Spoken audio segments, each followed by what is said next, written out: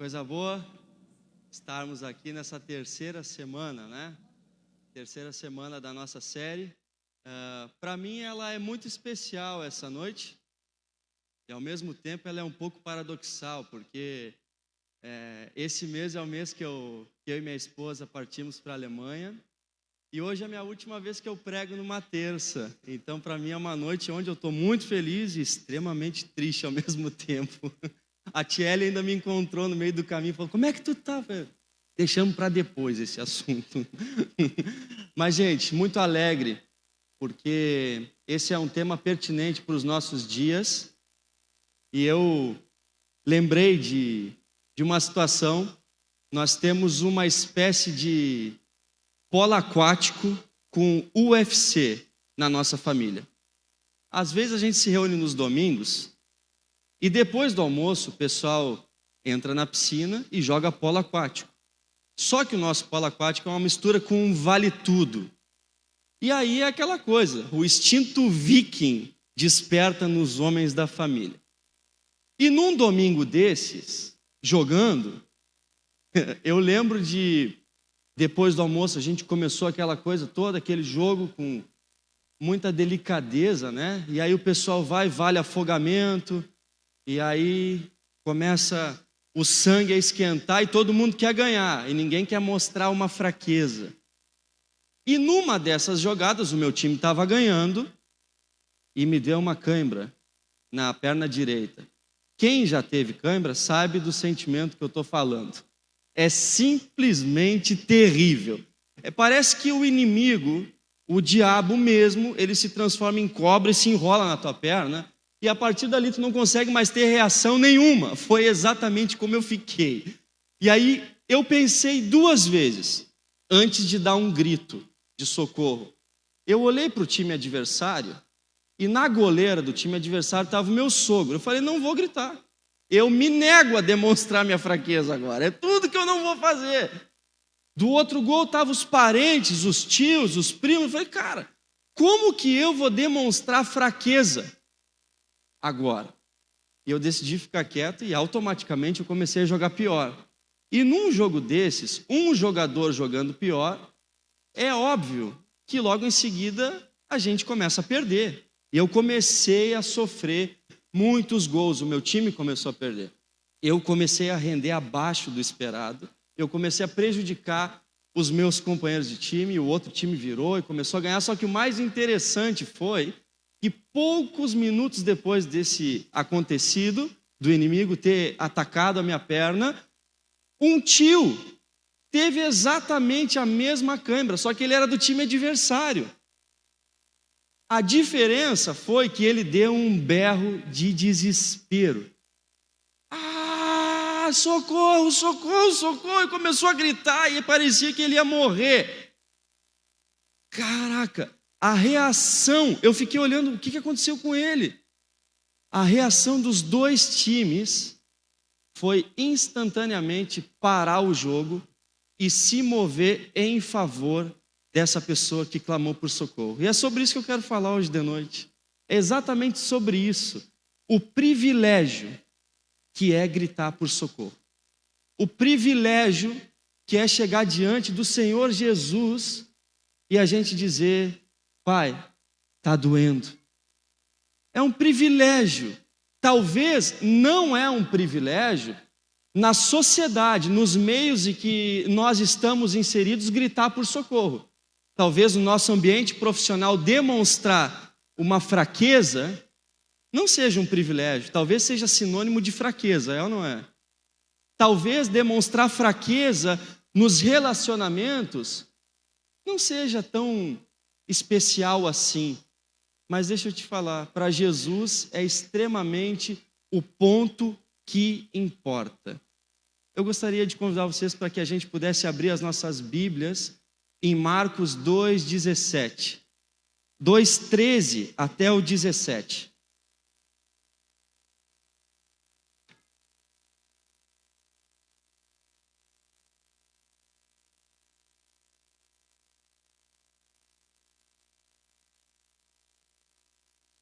Isto é muito interessante porque essa mentalidade quase que unânime, ela se estabeleceu, gente. Uma verdade que está sendo pregada para nós, de que tudo precisa estar perfeito, de que nós precisamos ser pessoas perfeitas em todas as áreas da nossa vida. E obviamente que isso é bom. Se a pergunta hoje à noite fosse: quem gostaria de ter todas as áreas da sua vida a partir de hoje resolvidas? Financeira, profissional, casamento, relacionamento com os filhos, espiritualmente falando. Se a gente perguntasse isso hoje, provavelmente 100% das pessoas que estão aqui levantariam as mãos. Eu seria um que levantaria. Só que também é verdade que nem sempre tudo está tão bem assim. O ideal é que tudo esteja perfeito, mas a realidade é que nem sempre tudo está tão perfeito assim. E é nesse ponto que a gente começa a simular ou buscar alternativas de que a gente pelo menos se sinta bem. As coisas não estão indo tão bem assim.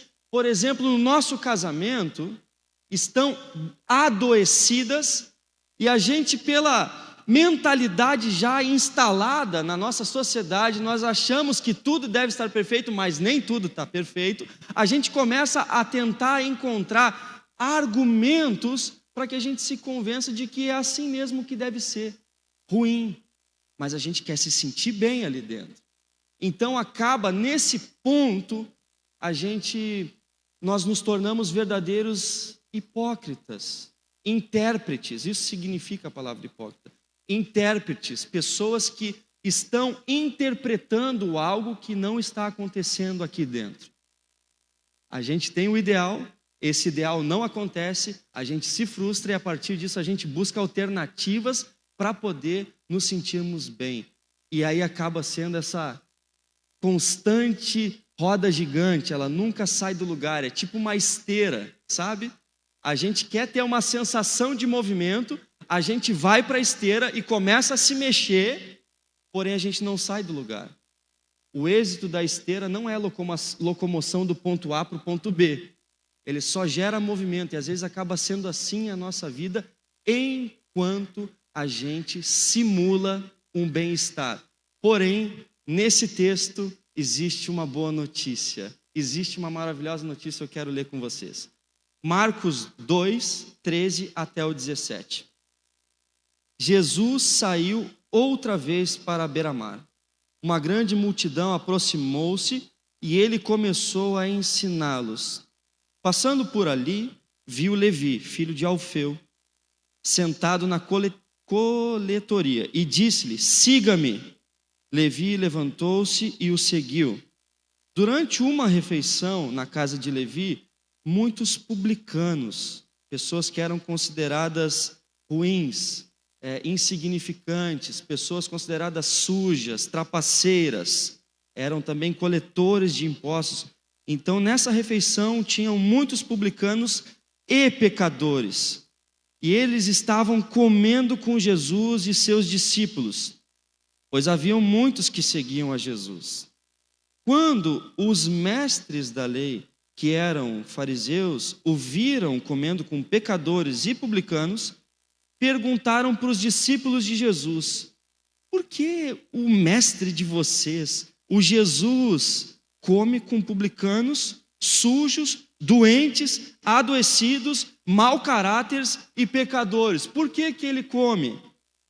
Jesus, percebendo essa conversa, ouvindo isso, Jesus lhes disse: não são os que têm saúde que precisam de médico, mas sim os doentes.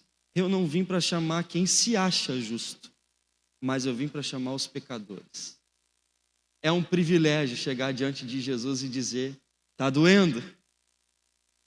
Olha que boa notícia que a gente tem essa noite nesse texto, nas palavras do nosso Senhor. A gente foi treinado para esconder a dor. A gente foi treinado para esconder as falhas. A gente tem sido treinado para esconder os problemas. A gente tem sido treinado para nos escondermos quando os que falham somos nós.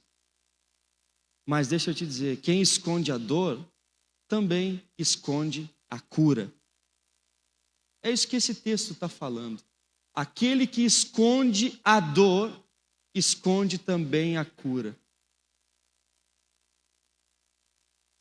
Quando a gente observa esse contexto, Jesus fazendo uma refeição com todo tipo de gente que nós consideramos marginais, indignas, sujas, mau caráteres.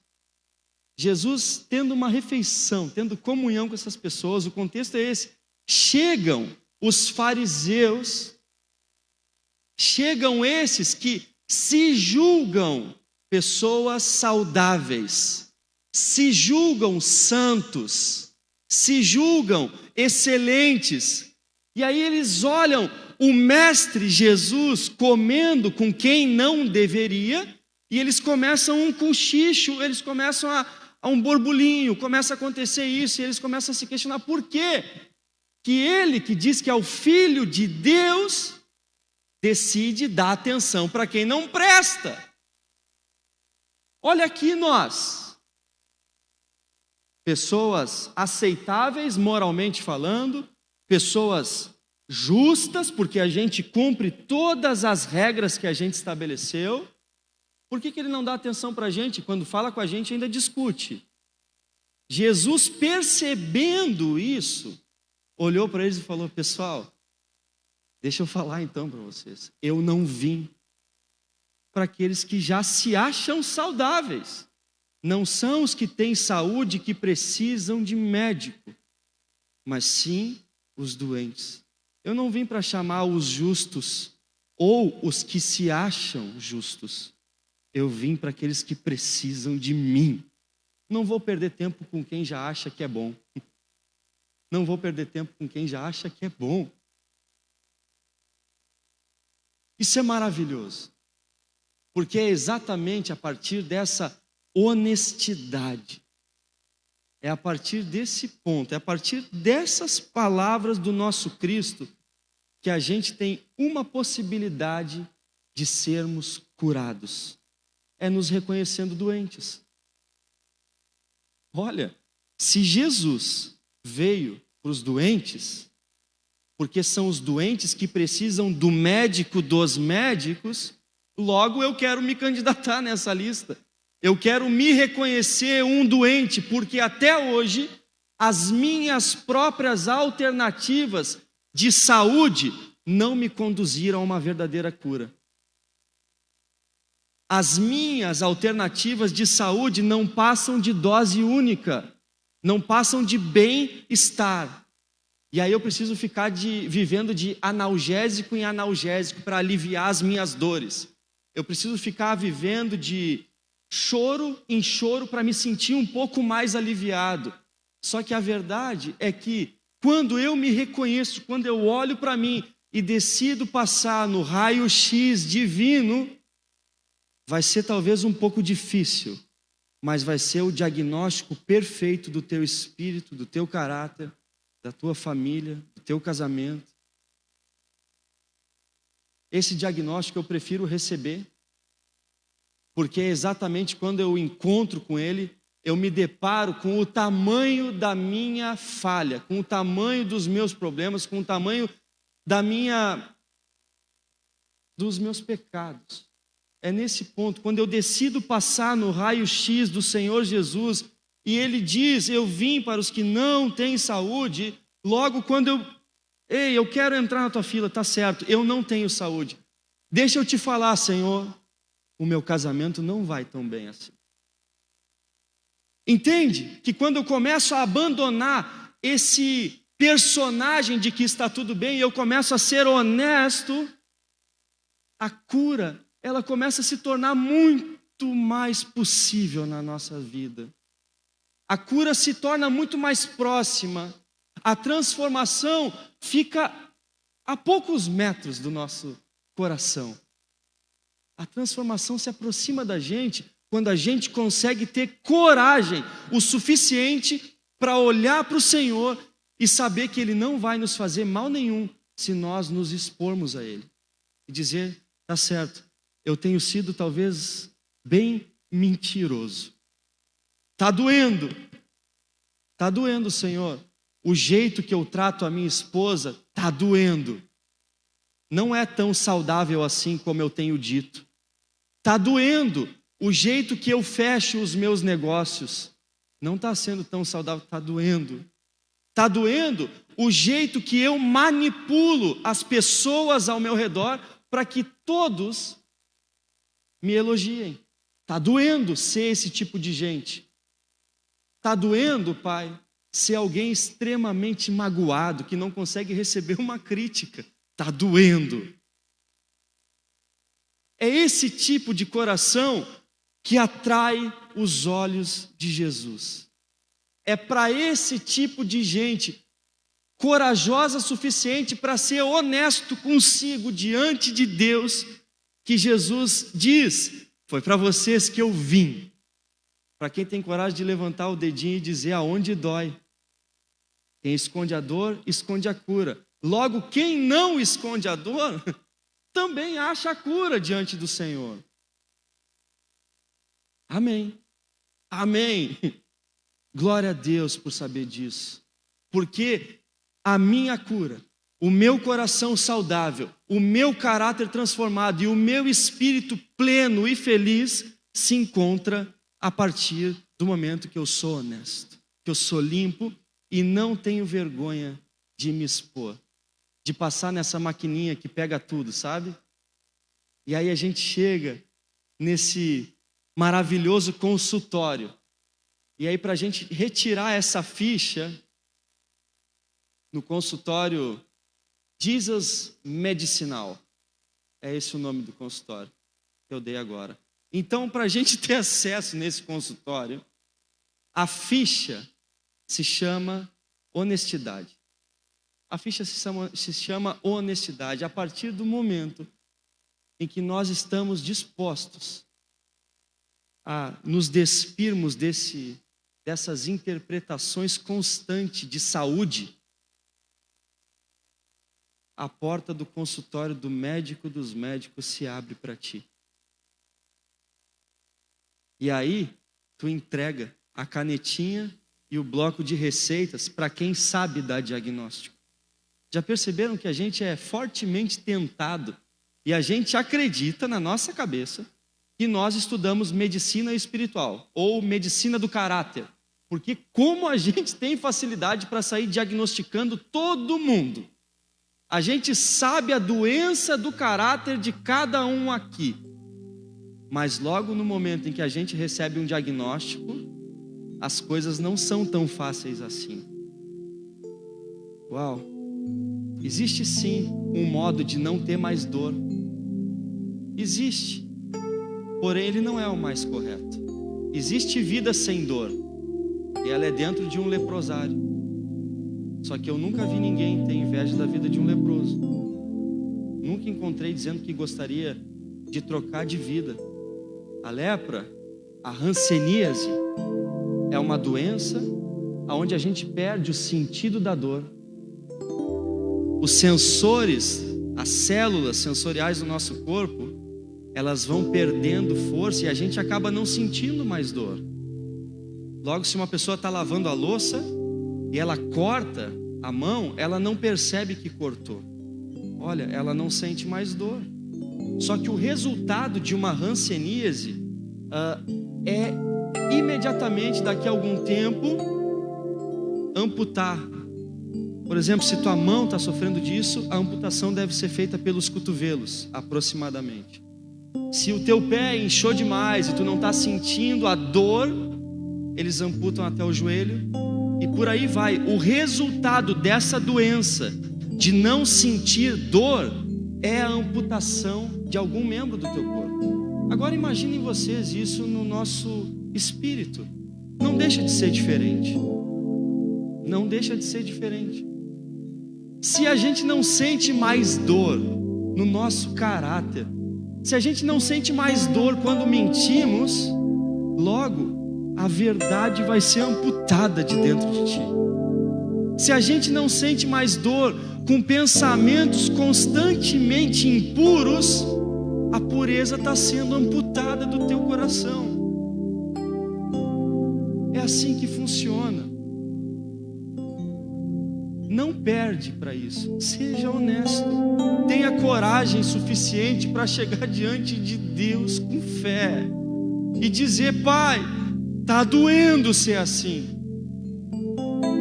Que bom que tu falou que está doendo, porque foi para ti que eu vim. Foi para ti que eu decidi abandonar o céu, me fazer um ser humano e ficar à tua disposição. Eu sei te dar um diagnóstico. Talvez vai doer um pouco, mas tu não vai precisar amputar o Espírito de Deus do teu ser.